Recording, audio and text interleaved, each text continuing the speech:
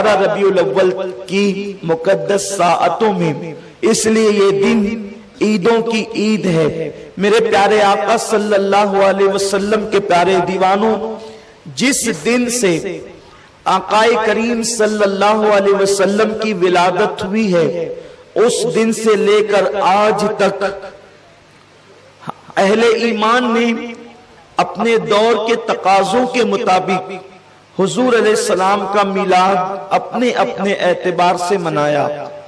और क्यों ना हो, क्योंकि जब अल्लाह तबारक व तआला ने कुरान में सैकड़ों आयतों के अंदर अपने हबीब की विलादत का जिक्र किया है, तो सहाबा क्यों ना करते, ताबईन क्यों ना करते, औलिया क्यों ना करते।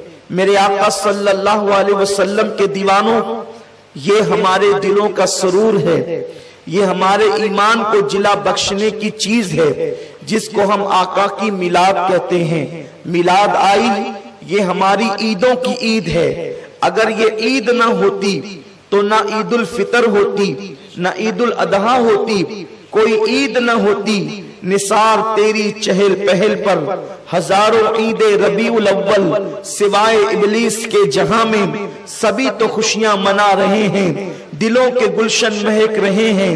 ये कैफ क्यों आज आ रहे हैं, कुछ ऐसा महसूस हो रहा है, हुजूर तशरीफ ला रहे हैं। मेरे प्यारे आका अलैहिस्सलाम के प्यारे दीवानों, ये कलियां न होती, न ये गुलों का तबस्सुम होता, न ये चांद की चांदनी होती, न ये सूरज की रानाइयां होती, न ये शफक का जमाल होता, न ये उफक की सुर्खी होती, न ये आसमानों का साइबान होता, न ये जमीन की चादर होती, न सब्जाजार होता, न भौरों की गुनगुनाहट होती, न चिड़ियों की चहचहाट होती, न लाला के रुखसार होते, न नरगिस सी आंखें होती, न जुल्फे होती, न खम होता, न मैं होता, न सुराई होती, न जाम होता, न कायनात होती, न अर्दियात होते, न फलकियात होते, कुछ न होते, न बलखाती हुई नदियां होती, न गिरते हुए आबशार होते, न मौजे मारते हुए समंदर होते, न दरियाओं की रवानी होती, न समंदरों की तुगयानी होती, न पत्थरों का वजूद होता, न पहाड़ों का गुरूर होता, न दरख्तों की सब्जादार होती, कुछ नहीं होता कायनात में, न सितारों की अंजुमन होती, न खुदा की तस्बीह और तहलील होती, न नमाजों का जमाल होता, न रुकू की बरकतें होती, न सुजूद की रानाइयां होती, कुछ नहीं होता कायनात में अगर आमिना का लाल न होता। इसलिए कि मेरा अल्लाह फरमा चुका है, लौला कलामा खलक़तु दुनिया, हबीब अगर तुझे पैदा करना न होता तो मैं कायनात को पैदा न करता। वो वजह कुन फका है, वो वजह तख्लीक कायनात है, जिसे आमिना का लाल कहते हैं, क्योंकि मेरे अल्लाह ने फरमाया कुन्तु कंज़न मख्फियन फअहबब्तु अरफ़ा व नफ़ख़्तु फी मिन रूही, मैं तो एक छुपा हुआ खजाना था। अल्लाह हमेशा से है, हमेशा रहेगा। अल्लाह फरमाता है मैं एक छुपा हुआ खजाना था, मैंने अपने आप को छुपा करके रखा था। जब मैंने चाहा कि मुझे पहचाना जाए तो मैंने इंसानियत की जान आमिना के लाल मुहम्मदुर रसूलुल्लाह को पैदा कर दिया। मेरे आका अलैहिस्सलाम के प्यारे दीवानों, जन्नत उनके तुफैल बनी, दोज़ख उनके तुफैल बनी, अर्श उनके तुफैल बना, फर्श उनके तुफैल बना, कुर्सी उनके तुफैल बनी, फरिश्ते उनके तुफैल बने, जिन्नात उनके तुफैल बने, इंस उनके तुफैल बने। न आराइशें करता खुदा सारे जमाने में, न क्यों आराइशें करता खुदा सारे जमाने में, तुम्हें दूल्हा बना के भेजना था इस जमाने में। मेरे प्यारे आका अलैहिस्सलाम के प्यारे दीवानों, आकाए करीम की आमद, हुजूर सज्जद आलम की आमद तख्लीक कायनात की वजह है, वो वजह तख्लीक कायनात है। अल्लाह अकबर। कुरान का नुज़ूल न होता अगर वो ना आते, खुदा का दीदार हमें नसीब ना होता जन्नत में अगर उनका वजूद पाक न होता, अल्लाह की मारिफत न होती अगर वो ना आते। याद रखें, ये गुफ्तगू तो इंशाअल्लाह आगे फिर कभी होगी। आज जो मेरा उन्वान है, हम मिलाद क्यों ना मनाएं, मैं इस पर आज गुफ्तगू करना चाहता हूँ। اپنے بیگانے میلاد سے محبت کرنے والوں سے بھی اور میلاد کی مخالفت کرنے والوں سے بھی بس میں تھوڑی دیر ان کے کانوں کی سماعت، ان کے دلوں کی توجہ، ان کی نظروں کی جو ہے وہ پاکیزگی اپنے چہرے کی طرف چاہتا ہوں تاکہ لوگ سنیں ہم میلاد کیوں نہ منائیں۔ میرے آقا صلی اللہ علیہ وسلم کے دیوانوں، میلاد کہتے ہیں آقا کریم صلی اللہ علیہ وسلم کی ولادت کے ذکر کے کرنے کو۔ حضور تشریف لائے تو کیا ہوا، آقا کی آمد ہوئی تو کیا ہوا، بس اسی کا ذکر کرنا یہ میلاد النبی صلی اللہ علیہ وسلم ہے۔ اب اس کے لیے کوئی اہتمام کرے، کوئی انتظام کرے، کوئی جو ہے وہ سجاوٹ کرے تو یہ جت قدر اہتمام بڑھتا جائے گا اسی قدر جو ہے وہ ثواب بھی بڑھتا جائے گا، کیونکہ اہتمام عزت و توقیر کے لیے ہوتا ہے، تعظیم و احترام کے لیے ہوتا ہے۔ اب آئے میں آپ کو بتاؤں ہم میلاد کیوں نہ منائیں، اس لیے کہ میلاد کا جو تعارف، اس کا پریچے، اس کا ڈیفینیشن جو میں نے پیش کیا وہ یہ ہے کہ حضور کی ولادت کے وقت کے واقعات کا ذکر کرنا یہ میلاد النبی صلی اللہ علیہ وسلم ہے۔ اس کا اہتمام جیسے نفس شادی کسے کہتے ہیں، شادی کی تعریف عرف میں یہ ہے کہ کسی لڑکا لڑکی کا ایجاب و قبول ہوتا ہے، نکاح اسی کو کہتے ہیں۔ دو گواہ ہو ایک قاضی تو بھی نکاح ہو جائے گا، ٹھیک ہے، لیکن کبھی ہم میں سے کوئی ایسا نہیں کرتا کہ دو گواہ ہو ایک قاضی دولہا دلہن، بلکہ قاضی کی بھی ضرورت نہیں ہے۔ اگر دولہا کہہ دے کہ میں نے تمہارے ساتھ نکاح کیا دو گواہوں کی موجودگی میں، لڑکی کہے میں نے قبول کیا، یا لڑکی کہے کہ میں نے نکاح کیا آپ کے ساتھ، لڑکا کہے میں نے قبول کیا، نکاح ہو گیا۔ خطبہ پڑھنا سنت ہے، نہ فرض ہے نہ واجب، یعنی اگر خطبہ نہ بھی پڑھا جائے تو بھی نکاح مسئلے کے اعتبار سے ہو جاتا ہے، لیکن پڑھنا چاہیے کیونکہ میرے آقا کی سنت ہے، اس کو ترک کرنا برا ہے، نہیں کر سکتے۔ بلکہ اگر پورا خطبہ کوئی نہ پڑھے الحمدللہ نحمدہ ونستعینہ وہ جو سنتے ہیں، صرف خطبے کی نیت سے کوئی الحمدللہ رب العالمین بھی کہہ دے، خطبہ ہو گیا۔ یہ ایک مسئلہ میں نے بتایا آپ کو، اگر آپ کو تھوڑا سا اچھمبا لگے تو آپ بار شریعت دیکھ لیں، بہت آسان سی کتاب ہے بار شریعت، آپ کو یہ مسائل سب اس میں مل جائیں گے۔ لیکن کوئی ایسا نہیں کرتا، کیوں نہیں کرتا؟ اگر آپ اس طریقے سے نکاح کریں گے، جب بعد کے لوگوں کو پتا چلے گا تو لوگ کہیں گے کہ یہ حادثہ ہوا کب، اس لیے ہم ایسا نہیں کرتے۔ کیوں نہیں کرتے؟ اس لیے کہ یہ ایک اچھی چیز نہیں ہے، یہ تہذیب کے بھی خلاف ہے، تمدن کے بھی خلاف ہے، شرافت کے بھی خلاف ہے۔ کیونکہ اگر آپ اس طرح چوری چوری چپکے نکاح کریں گے تو لوگ کہیں گے کہیں کوئی گڑبڑ تو نہیں ہوئی تھی کہ کبھی بھی نکاح ہو گیا۔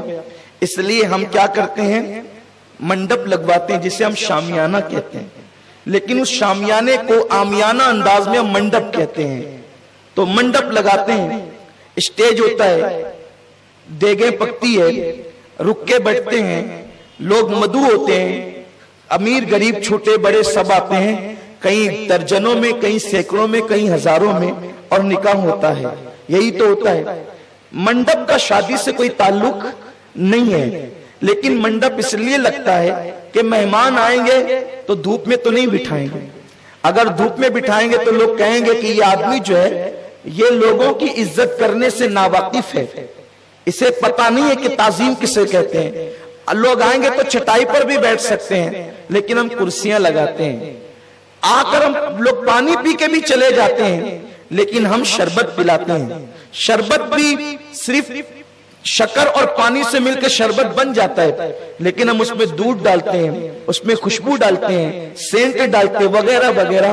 میں کوئی آپ کو شربت بنانے کی ترکیب بتانے نہیں بیٹھا، صرف ایک ہلکی سی تمہید چاہتا ہوں کہ آپ کی توجہ میری طرف ہو جائے۔ یہ سب اس لیے ہوتا ہے، حالانکہ نکاح سے اس کا کوئی تعلق نہیں ہے، نہ شربت کا، نہ منڈپ کا، نہ دیگ کا، نہ کھانے کا، نہ کرسی کا، کوئی تعلق نہیں ہے۔ اگر اس سے ہٹ کر بھی آپ کریں تو بھی نکاح ہو جائے، ٹاٹ پٹی پہ بیٹھے تو بھی ہو جائے، شربت نہ ہو تو بھی ہو جائے، منڈپ نہ ہو تو بھی ہو جائے، لیکن آپ آنے والے مہمان کی عزت کی خاطر اچھے سے اچھا انتظام کرتے ہیں تاکہ آنے والے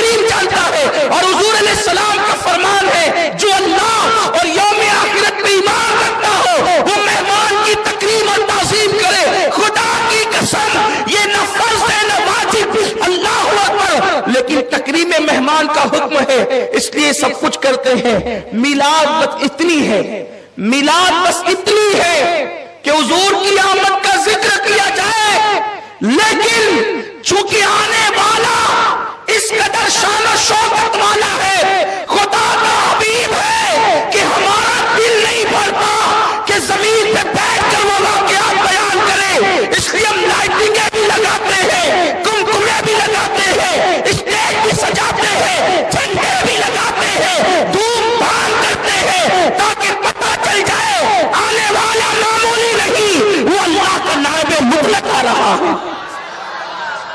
تقریر کا حکم تعظیم کے لیے کیا جاتا ہے، ورنہ میلاد صرف واقعات میلاد کو بیان کرنے کا نام ہے. اب آئیے نا خدا نے کیسے ان کی آمد بیان کی. میرا اللہ فرماتا ہے لقد جاءکم رسول، تحقیق تمہارے پاس آ گیا عزت والا رسول. اس رسول کی شان کیا ہے؟ عزیز عنتم حریص. تمہارا مشقت میں پڑنا اس رسول پر بڑا بھاری پڑتا ہے. وہ تم سے اتنی محبت کرتا ہے کہ اگر تمہیں کانٹا بھی چبھے تو وہ بے چین ہوتا ہے. تمہارے گھر کے چراغ کی بتی بھی گل ہو جائے تو اس کو بے قراری ہوتی ہے. وہ تم پر بڑا مہربان ہے. اللہ کے انعامات جب تم پر وہ دیکھتا ہے تو اس میں وہ حریص ہے. حل من مزید کہتا ہے، مزید کی طلب کرتا ہے. وہ اتنا تم پر مہربان ہے، ایسا تم پر مہربان ہے کہ تمہارا مشقت میں پڑنا اس کو بڑا گرا گزرتا ہے، تمہاری تکلیفیں اس کو بڑی گرا گزرتی ہے، اور وہ اللہ کی بارگاہ میں تمہاری بھلائی کے لیے حریص ہے. علیکم بالمؤمنین رؤوف الرحیم، اور وہ مومنوں کے لیے مہربان ہے. مہربان قرآن نے رؤوف بھی کہا اور رحیم بھی کہا. یاد رکھیں ماں باپ کے لیے خدا نے رحیم کہا لیکن رؤوف نہیں کہا. اور بھی جگہ پر کہیں کسی کو رؤوف کہا تو رحیم نہیں، لیکن یہاں رؤوف بھی کہا اور رحیم بھی کہا. یعنی یہ تم پر مہربان ہے. یہ کتنا مہربان ہے؟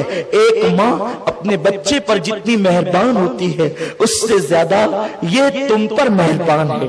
ایک باپ اپنی اولاد پر جتنا مہربان ہوتا ہے اس سے کروڑوں درجہ زیادہ یہ تم پر مہربان ہے. بلکہ بتا دوں ذرا دل کے کان اگر میری طرف لگے ہیں تو دل کھول کر بڑی ذمہ داری سے یہ گفتگو سن لے. وہ ماں سے زیادہ مہربان ہے، وہ باپ سے زیادہ مہربان ہے. حتیٰ کہ ایک نبی اپنی امت پر جتنا مہربان ہوتا ہے وہ نبی سے زیادہ تم پر مہربان ہے. کیونکہ اب آپ دیکھ لیں ذرا، میں بڑی ذمہ داری سے یہ بات کہنے لگا ہوں کہ ایک نبی اپنی امتی پر جتنا مہربان ہوتا ہے وہ اس سے زیادہ تم پر مہربان ہے. اس لیے کہ جناب نوح بھی اپنی امت پر مہربان تھے، جناب موسیٰ بھی اپنی امت پر مہربان تھے، جناب عیسیٰ بھی اپنی امت پر مہربان تھے، جناب داؤد بھی اپنی قوم پر مہربان تھے، جناب یوسف بھی اپنی قوم پر مہربان تھے. یہ سب مہربان تھے. یہ ایک نبی ہی تو تھے جو اپنی امت پر مہربان تھے، لیکن